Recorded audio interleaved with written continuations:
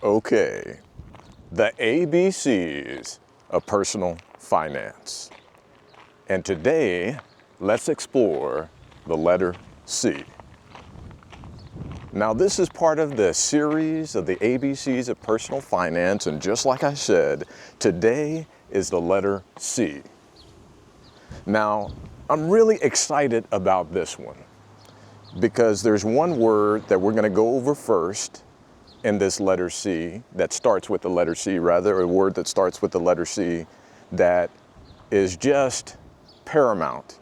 And one of the things that, like I said, I'm excited about, and that brings something very special into my life, and I bet it will bring something special into your life. So let's go over these three words. The three words that start with the letter C are charity, character, and then cash, okay? And like I said, that first word is the one that I'm most excited to talk about today, which is charity. So what is charity? Charity is helping. It's providing help and assistance to particularly those in need or the poor. Charity is that, like I said, helping out, giving is a big part of charity, okay? I work with the organization TKO, Tolerance Kindness Overcomes. And we work with anti-bullying, diversity, and inclusion. In fact, the president of the company, I'm the vice president, but the president of the company, David Leha, wrote the book TK's First Lesson. And it is a story about diversity and inclusion told in a way that the little ones, children, can understand those big concepts in a fun and a simple way. And it also has an anti-bullying pledge at the end. But the big thing about being part of that organization is, yes, helping with those things, but the charity that we do. We sell the book, TK's First Lesson, T-shirts and things like that. And we take part of the proceeds to give to charities and organizations that help with a variety of things. To give one example of one way that we helped in the community is that we gave to a church that had a little outdoor showers that they had so that homeless people could come in a private setting and be able to take a shower and to take care of themselves as far as cleaning themselves. And I think about something small like that, where a homeless person can have some dignity to where they're able to clean themselves and not feel like they're, like a repellent to society because they're unable to clean and take care of their hygiene. I also think about the ladies, the nuns from Catholic Charities. We've given to Catholic Charities before. And just, I don't care if you even have faith or anything like that.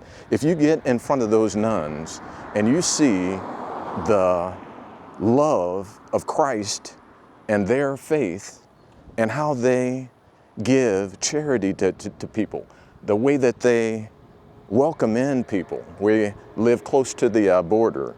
And there's a lot of politics around the border and what's going on with immigration, but you can see that those Catholic ladies, those Catholic nuns, do not see any of that. They don't see the politics and all of that. All they see is love and care for an individual that needs their charity at that moment. And they give that openly and freely. I think about the Bible as we talk about this. And in Matthew chapter 25, I believe it's the 31st verse, Jesus talks about this. And he talks about who will inherit his kingdom. And he says, for those of you who see me and that I'm thirsty and you gave me something to drink. Those of you who saw me and saw that I was hungry and you gave me something to eat. You saw that I was a stranger and you invited me in. You saw that I was naked and you gave me clothes. He says, all of those things that you do to me, that you do rather to the least of those out there, the poor, the downtrodden, the ones who are so filthy like I said, and there's a shower for them that you provide. The person who is an immigrant coming in this country and has nothing but the clothes on their back, you hold their hand, you welcome them in, like the Catholic Charities. That is who inherits the kingdom. And charity is just a powerful, powerful thing. I think about, what does it have to do with personal finance and that sort of thing, okay? Well, if you think about it, as you're becoming more and more successful at your personal finances, you've actually got an emergency fund. You go through all those steps that I talk about. You're getting your company match at work. You have a 3 to 6 month emergency fund, and you get to the point to where you're actually building some wealth.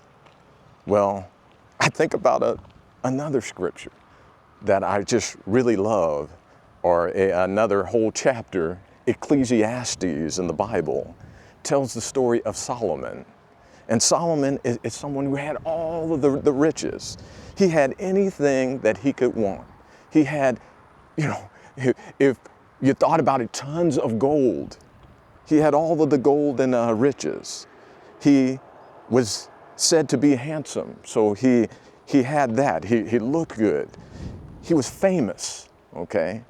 And so everyone loved him. He had admiration. He had everything that you could want. And in Ecclesiastes, he says it's meaningless. It's a chasing after the wind. And at the end, he says to fear God and to keep his commandments. And that is the whole of it, basically. That's the wrap up of Ecclesiastes. And so I kind of go back to Matthew chapter 25, where Jesus says, what you need to do is to have charity for the least of them, the poor, the one who is a stranger, you're inviting them in. Those sorts of things. That is what brings fulfillment, purpose. And so I think about charity, and sometimes folks are in the mindset of that they're losing something, they're giving something away, and so their fist is kind of closed tight in that, I'm barely making it here. I can't give anything away. But think about what this closed fist does for you. It does not have that open hand to receive. In the Bible, it says it's more blessed to give than to receive. There's a deep truth to that. It is more blessed to give than to receive. Because what that open hand does to you is it invites into you purpose, fulfillment, and all of those things. Because I guarantee you one thing, if you do these things that I'm talking about, you're going to progress up to where you have more and more and more resources, where you're able to do more and become more. Another little caveat is, as you get control of your finances and you start to build wealth and do things, a lot of weight is going to be lifted off of you, and you're going to be able to tap into your best talents, your innovation, and all of those things. And a natural result is that you're going to climb in terms of influence. You may climb in terms of your vocation and your work to where you have more resources and more, stature, where you may be a supervisor over other people just because you've gained more control of your life. And as you do that and you get more and more and more, you don't want to be in a position to where your life is meaningless and a chasing after the wind. And that's what holding on, even at the stage where you're at now, if you're struggling financially, you want to be giving and have charity at every stage of your personal finance journey. If you don't have money to give now, give time.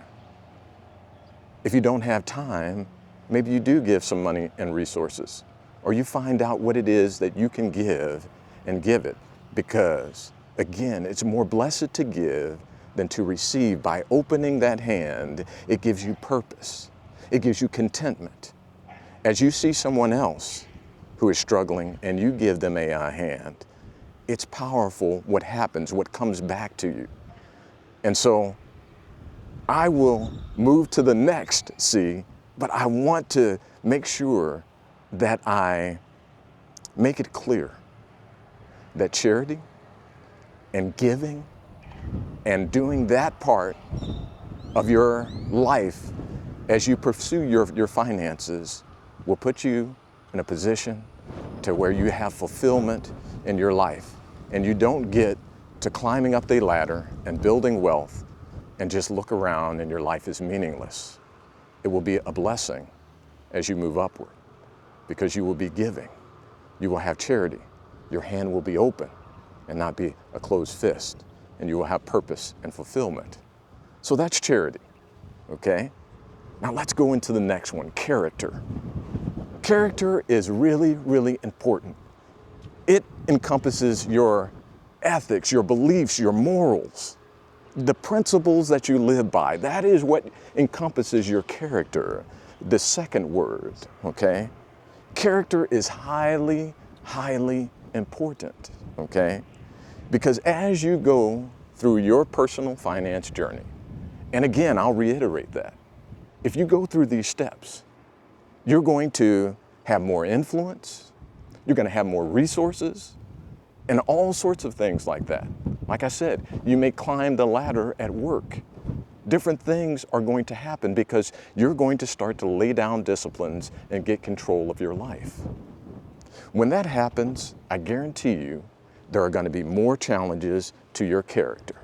There's going to be more challenges to your ethics. To give an example, if you become a supervisor of people or you get higher up in your company, there's going to be decisions that you are making. There's going to be decisions that call upon your ethics. Maybe you can take a shortcut that is not quite ethical. If you have the right character, you won't do that. You'll do the right thing, okay? So your character is important because again, as you rise, the challenges and the temptations and the different things like that become more and more and more. So right now, as you're getting your finances together and building your wealth, you also want to look at your character and build your character that much more every single day. Get back to your faith or get back to the morals and principles and ethics and things that you were taught by your parents, teachers, coaches, or whatever organizations that you were involved in. Those things are important. And the reason that they're important, again, is because you're going to progress. You're going to have more influence. You are going to become better and better. And definitely financially, if you follow these steps, you're going to become better. But again, as you climb the ladder, as you have more influence, and as more responsibility is put up upon you, your character needs to be strong, okay? Have very, very, very strong character, okay? So that you do not fall into the traps that sometimes folks can fall into as they climb the ladder or become more wealthy, have more influence, have more success, okay? So that character comes in, okay? So character is a very, very important thing. Now let's move on to the third C, cash, okay? Sometimes people say cash is trash. Why do they say that?